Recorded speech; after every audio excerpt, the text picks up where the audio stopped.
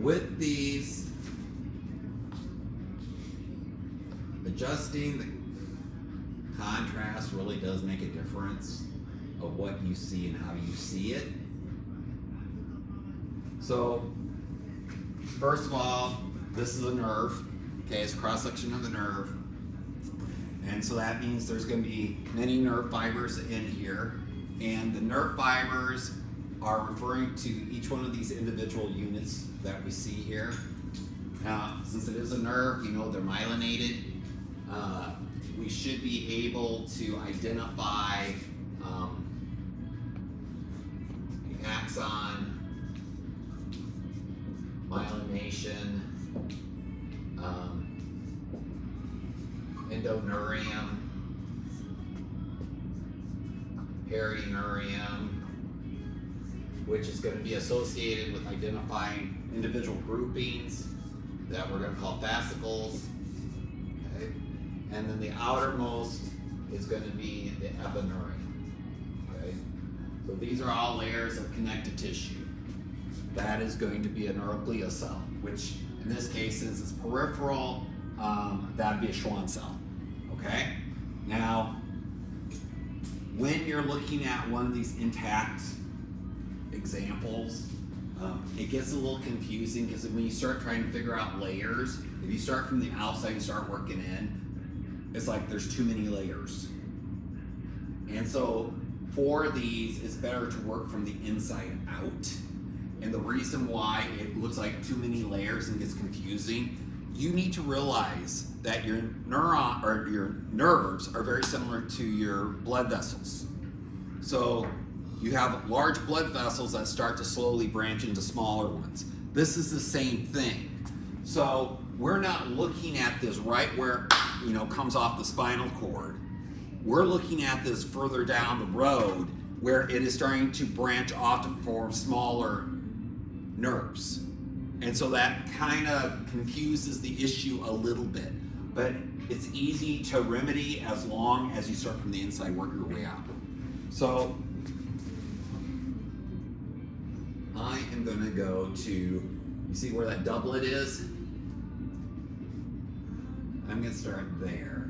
And I'm actually going to, I think you guys can see it pretty well, but I'm going to go to low magnification and see if I can get to, oh, that's pretty good. I like that. Okay, so when I'm looking at this, I can actually see a structure right there in the center of that little circle. That's my axon, that's my nerve fiber. Okay? And then when I look at it the way I have it focused, and you can change like which thing is darker and which one's lighter, and that's fine, whatever. But the way that I have it set up, then you see the white space there, we're going to consider that to be the myelination. Okay, myelination is what, you know, makes white matter white. And then all of the purpley that you see around it, each one of these has that surrounding it. That's going to be the endoneurium. So the endoneurium is basically a layer that kind of isolates each one as its own entity. The myelination is there to help to support it and to insulate it from ion leakage. Okay, just like, you know, this has the plastic on it so that you do not absorb any of the current. Electrical cord, same thing, because the current, the flow will go path of least resistance, so this reduces paths available, kind of what we're doing with myelination. And then these layers of connective tissue are kind of making each one kind of its own separate circuit, if you will. So axon, myelination, and that's the endoneurium, right? Surrounding the endoneurium, or surrounding this grouping, is going to be the next layer, okay? And how do I know that that's the next layer? Because I can see that this is forming a very isolated group, right?